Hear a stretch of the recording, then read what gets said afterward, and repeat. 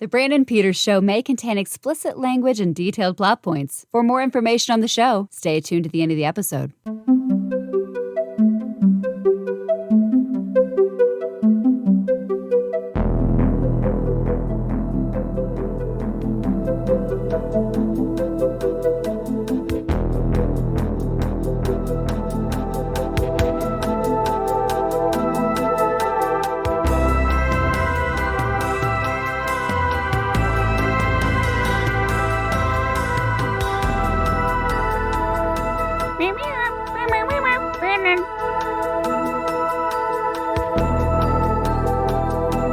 Welcome back to Old Space Show. I'm Brandon, and this is my co-captain, Jim.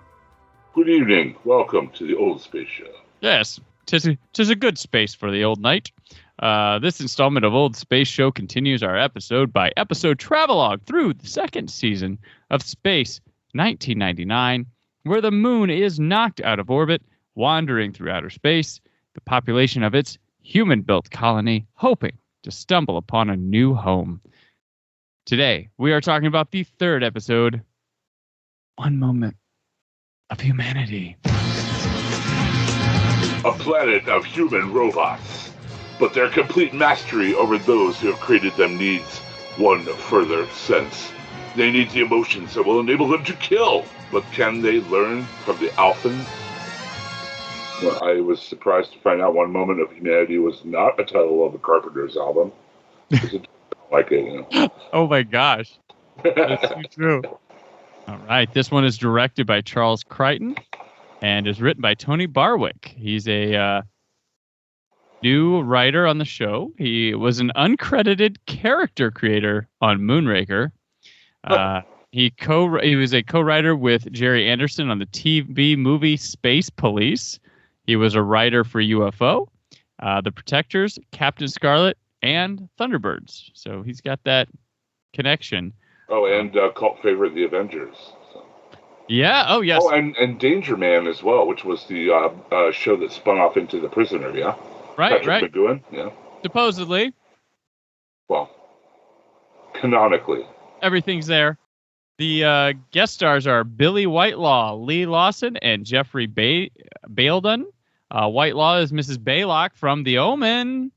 And so many other things, though, man. Frenzy, Hot Fuzz, The Dark Crystal, The Merlin. They make so many movies that the Wikipedia just says selected filmography. Yes. You know this is a working actor who's worked a long time. But yeah, Mrs. Blaylock from The Omen, of course. But she was also in Hot Fuzz. Mm-hmm. As Joyce Cooper, and The Craze, which is a movie I like, as the mom of the psychotic twins. And she's been in The Dark Crystal. Yeah. She's the voice of Agra. She's been in movies since 1953, and up until her last role in Hot Fuzz. So many movies and TV shows. Right. A lot of stuff. And, Lee Lawson is no slouch either. He was in a bunch of stuff as well. So a lot of stage work on the West End in London. He was in Tess. Yeah, he was in Tess, the Roman Polanski's version of Tess. Madame Suzatska. Sword of the Valiant. Sword of the Valiant. I've actually seen that. Yeah. And but yeah, he was a working actor for quite a while there as well. Baildon, he was Q from the Casino Royale that I don't recommend anybody watch. And he's in Star Cops. He was on Bergerac. He was Organon from the Doctor Who story Creature from the Pit, and has a long history of British TV, which is like a lot of guest stars will probably repeat on this show. It's like they have a fabled history of British television. Which is just cut and paste like a boilerplate. Right. And many credits in British TV. Yeah, and here's the notable offenders, Avengers. Right. There you go, British TV.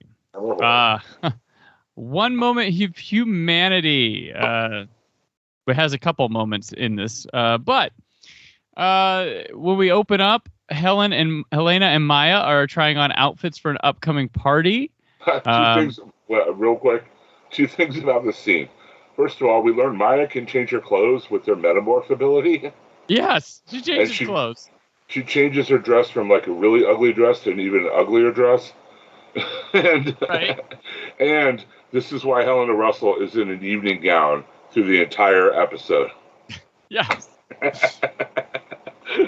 Like I don't know why, but for some reason this episode she's wearing this like pink evening gown through the whole thing. So I don't think Martin Landau was complaining. no. But alarms go off for no reason. They head to the command center and find that the power and life support systems are failing, and all the systems that as they fail, everybody freezes. Like, stop! And there's a flash of light, and a woman appears, and then a solid gold dancer appears. Pretty much. She's very ornate, like with a lot of gold lame stuff and like jewelry worn as clothing type situation. But it's just really funny. It's like, and the thing that I've noticed a lot in the second season they didn't do in the first season is the dramatic sting before commercial. Yep. And this is like the dramatic sting. One of the dramatic stings before commercial here. It's like they're all frozen, like they're playing freeze tag. And for some reason, when they freeze, why are Helena and Tony like slow dancing or something? Did you notice that? They froze. They were like cheek to cheek or something. I was like, what's going on with that? I don't get it. But yeah, they all like, it was like freeze tag, and then a solid gold dancer appeared, and it was like this dramatic music, ba ba ba. They cut to commercial. Commercials, which we don't have on Space 1999 that we had in the Heights, but if they were there, we talk about British commercials, governor. So this woman moves through the crew, and she looks like she's looking for something. And the Alphans, they start to come back to. Kanan's like, "Who are you? What do you want?" And she says her name is Zamara, and she's from the planet Vega. And Viva Las Vegas! And she requires. Well, they drive Chevy Vegas. Scary. Yes. Oh gosh. She requires 2 Alphans to return to Vega with her, and Carter and Koenig volunteer, but she's like, nope. So it ends up being Tony and Helena. Good old Tony. I was just going to go, that's exactly where I was going to go. I'm sorry. It was just like, they keep forcing Tony on us. Like, you will like Tony. Yeah, you will dig this character because we're going to keep using him in major plot points over and over and over again until you do. We are stuck in a contract. He needs to be seen. Yeah. Just to really like this guy or something. Maybe a dirt on the producer. I don't know. But man, they're pushing the Tony. Yeah. They get to like, she's like, hey, Alpha can have 48 hours of life support. And then Tony and Helena, they'll come back. And John's like, huh? And she's like, you don't have a choice. And they go. In order to go to Vega, they just like wish to go to Vega. They have to wish there very, very hard. Like, I want to go. You don't want to go that bad yet. Yes, you're not there, or else you'd be wishing hard. You need to be wishing harder. Mm-hmm. And that was hilarious. They get there and they're met by Zarl and other vegans. Has anybody ever? No, I don't know. This might be too obscure of a reference. But there's a movie from 1980 called The Apple. Yeah. Oh, not for me, Jim. Not for me. I knew you would get it, dude. I'm just talking about the listeners. I knew you would be all over it. But like, if you search the internet, you can find Jim and I talking about The Apple. I know. Yes, we did a commentary for it. It's an incredible movie. But these characters all remind me of The Apple. And I wrote in my notes, Planet Vega is a nicely appointed patio space set in the land of Dairy Queen. Oh yeah. I did like the score during this part. I was into it. Scores all over the place in this episode. Like they go from like the swingy like swinger jazz music to like very dramatic strings, like it's on the turn of a dime. And then they also have a penchant in the second season, especially I've noticed, for having dramatic music for nothing happening. Like they'll play the most bump, bump, bump, and like nothing's going on. There's nothing to warrant that kind of music. There it is anyway. But my favorite part is when they landed on Vega and Zarl looks at him, refresh yourself. And Refresh yourself. Has anyone ever told you that in your life? Nobody's ever told me that. Come in. Refresh yourself. Refresh yourself. F5, F5, F5, F5. So, yeah, they're offering food, but when there's a number, he places a dish in front of Helena. He whispers like a robot. He whispers a warning, telling her not to react as they expect. Right. And he tells her that if they display aggression, they will be killed. Well, you mentioned the androids. They're just like they're all dressed in gray. They're humanoid. They have plastic faces. They kind of look like THX 1138. Right. Yeah. Cops. With the like half helmet in the face or whatever. But the one like leans over and they give Helena this food, and the food I guess tastes terrible or something. And and the robot's like, don't show any aggression or they'll kill you. And she's like, oh, it tastes delicious. And they're like, oh, you lying scandalous tart or something like that. right. Really, like insulting her. And then she's like, you have some too, Tony. And she's like trying to encourage him. He goes, oh, it's delicious. He goes, oh, shut up, you simplest fop. Why don't you be like a real, like, it's just like they're like the planet of condescending assholes. Right. It's just so funny. But it's just like, they're like, we're just not used to eating food like this. That's all. Yeah. But we're just not. They're just calling them out as liars and trying to antagonize them. It's like the worst 70s swinger party, like you can imagine. Right. And I got to point out Zarl. That's like a wonderfully lame duck science fiction name. Yeah, Zarl Vega. It's like Carl, but with a Z, because Z's are science fiction-y. And the guy who plays him kind of looks like, he doesn't look like the guy from the Blue Lagoon, but he looks like the guy who was playing the guy from the Blue Lagoon in Top Secret. Yes, yeah. I know that's another deep reference or whatever, but that's what made me think of, like, oh, here's this like tan cut guy on a planet covered with ice and snow. Right. Okay, sure. Yeah, so they get through this whole ordeal, and they're locked in a room to consider the impoliteness that they have displayed. And Tony's like, what's going on? And she's like, hey, this guy, this robot told me this. And he's like, are you supposed to believe a robot? And she's like, well, I do. And they have to, they seek out to find it again. And I got to mention, when they break out of their little cell or whatever, and they zap the cell and get out, they go through the same hallway, but it's shot from 3 different camera angles. Right. It's the exact same like set hallway. It's weird stone kind of thing going on, overgrown. But they come from one end and they film them come from the other end to give it that illusion like it's a longer hallway than it really is. And it really stood out with the way they edited it. It was kind of funny. They also, like Tony's like, he still has his blaster on him.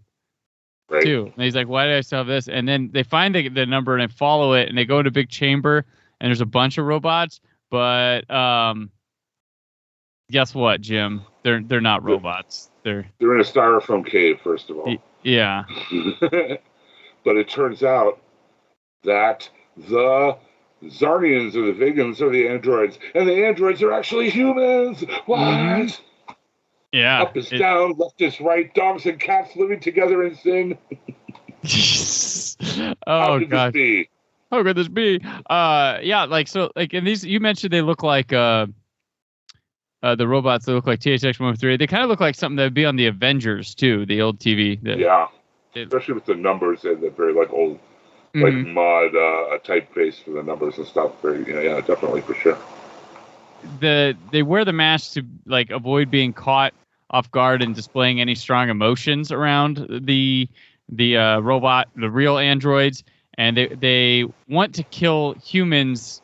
Apparently, they may find a way to shut down the master computer that controls the Vegans. And Helena and Tony ask where the master computer is located, and he tells them, and they're like, all right, thanks. And they go to see if they can deactivate it. And they go to this green. They really like green energy in this season. Have you noticed that? Like every episode's like got some sort of green energy effect to it, and it backfires on them. And 2 main androids, Zarl and Zamara, and they tell them, "Hey, you're supposed to stay in your room." And they're like, "Oh, well, we were like worried about our friends." They're like, "Well, you know what? Why don't you go back there?" And they're like, "We can't." And they're like, "You can wish it to happen. Wish yourself back there. Wish yourself to happen." And they go, and Alpha is empty. I just want to go over this explanation again real quick if I can, because it made my head hurt the first time I tried to figure it out. So they built an AI. The AI took over and evolved into like a perfect android human form, but they don't have emotions. So they can't learn to kill because they can't get the emotions to kill. Yeah. Because they just can't kill physically, but they need the emotions to be able to kill. Or it just lost me there. I rewound that a couple times. I'm like they need a spark or something. They're missing the spark. Oh my god! On empty Alpha, it's haunted looking and kind of. Well, you mentioned that you forgot they wish themselves back to Alpha, but nobody's there. Yeah, that's what I said. I said we went back to Alpha. Yeah, nobody's there. It's haunted. And, remember what I said about production where they were going to do episodes with Landau and cast and Barbara Bain and cast and try to... This is obviously one of those where it's because he's there briefly and it's her and Tony for this whole episode. But they start to... And this sequence goes on forever. Yeah. And it it's a paranoia thing. It's a paranoia thing. She's like, oh, did you drug my coffee? And he's like, hey, are you trying to kill me? And they're becoming on edge. But then they realize... They're not really on Alpha. They're getting Mission Impossible. Mission Impossible. Right. Yeah, they're Simon Pegg pulls off his mask in the court. No, but yeah, Zamora and Zarn. It's so funny just saying their names. We're watching them the whole time, trying to antagonize them into killing each other so they can learn how. Right. Which I still don't get, but whatever. I'm just going to go with it at this point. And so, Zamara goes back to Alpha to talk to Koenig, and she selects Othello as the model for her plan, and she thinks, she can make Tony jealous to kill, and Koenig's like, it won't work because he doesn't love Helena. I do. Tony loves Maya, which is what the script keeps telling us, but I'm not sure if that's true. And so she takes Maya and Koenig to... I'm sorry. I had a couple of notes there I missed about the sequence with Tony and Helena real quick. I'm sorry. When they get there, they're all alone. There's no one there. They're totally freaking out. Empty Alpha. He says, here's some coffee to relax. Right. Only in the 70s, right? Right, only in the 70s. Here's some cocaine. Then, why don't you... Here's some cocaine. Go chill out. And then their atmospheric control. Again, I know I've called them out for dumb controls and dials and devices before, but why would you have a big off switch for your atmospheric control? Right. When are you going to turn that off? Is that going to be something you can clean and you got to turn it off or something? I just didn't understand that. And then when they brought them, the jazz music in this part is crazy. Like the paranoid jazz music. It sounded like, oh my God, like Gil Scott-Heron or something. It was blowing my mind. It's just, it was just a weird and long and strange sequence. And then when they finally realize what's happening, they just start laughing at each other. Right. Because that pisses them off. That pisses the androids off. Oh man, I'm sorry. Go ahead. I'm sorry. Well, this episode, this is Tony Verdeschi's chance to shine, show us he's got some chops. Right. And he's just vanilla with no presence. And luckily, Barbara Bain carries what's kind of I've overall a solid episode to me, but she carries it because he is. And I like the way she reads the stories, like Zatanna or whatever her name is. I know it's not Zatanna, but I keep calling her that because I know that character from DC. Right. She reads. She puts up these pogs and puts them up to her forehead.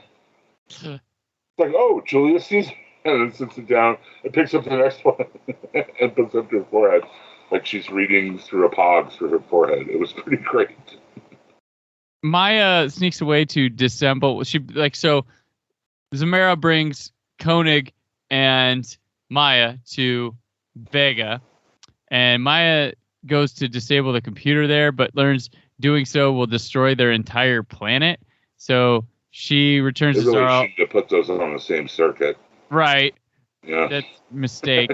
So like, what they do here is like, so Zamara wants a like robot fuck party in front of everyone. Rewind. Hold on. You missed something here. I'm sorry. I need to bring up.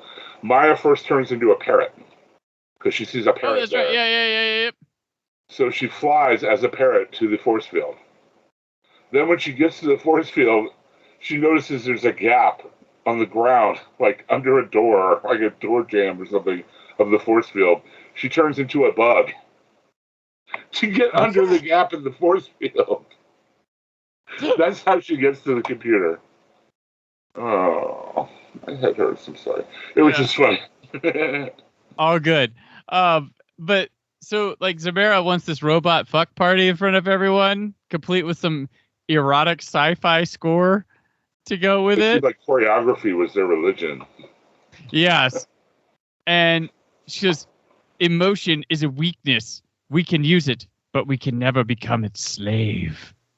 And there's like, oh gosh, this is just so she's like, Zarl's trying to seduce Helena in front of John, which like Helena's like, I don't want this. Like, what are you like? What are you doing? And then Koenig's like, turn it off.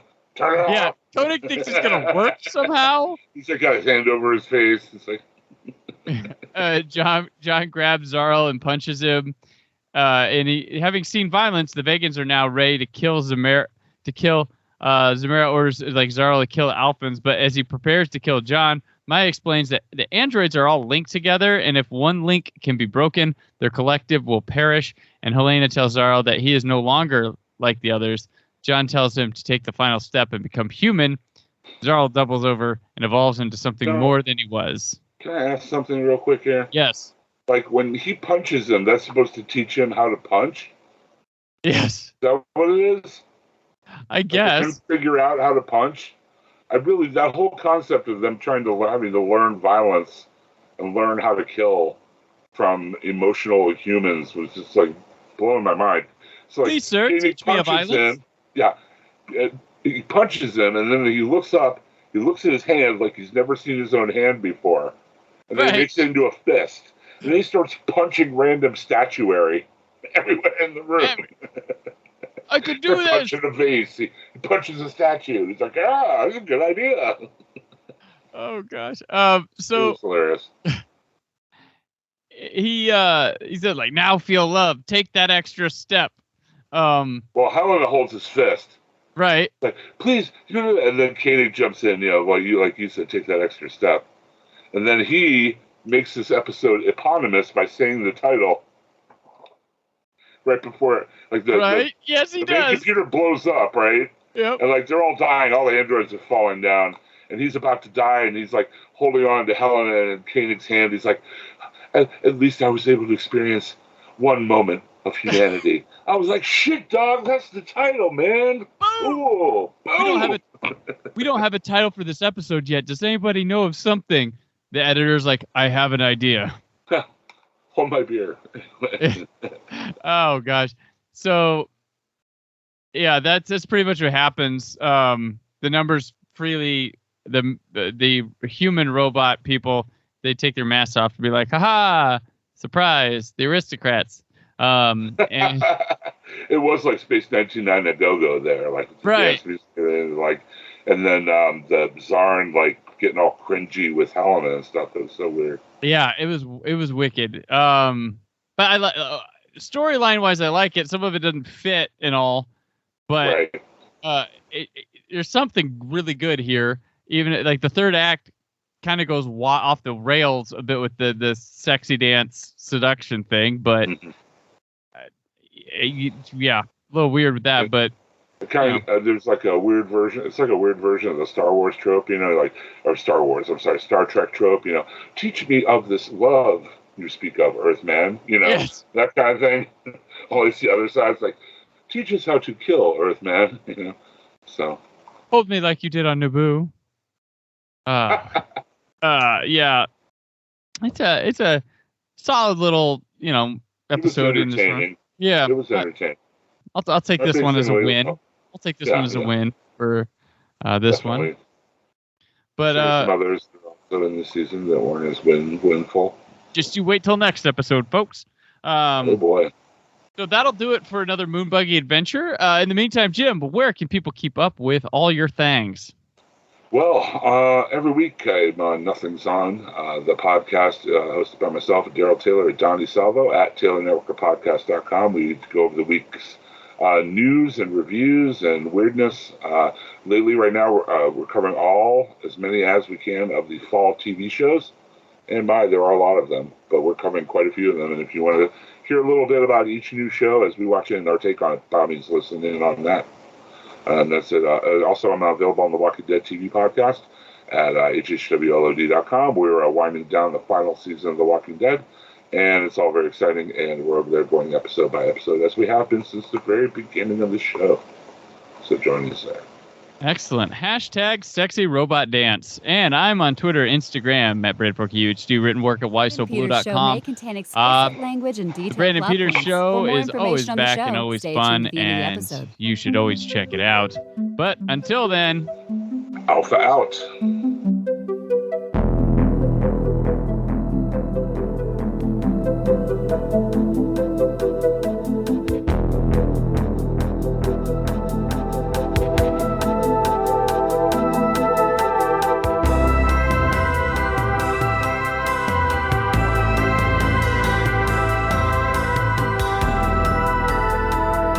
And now, here's Brandon.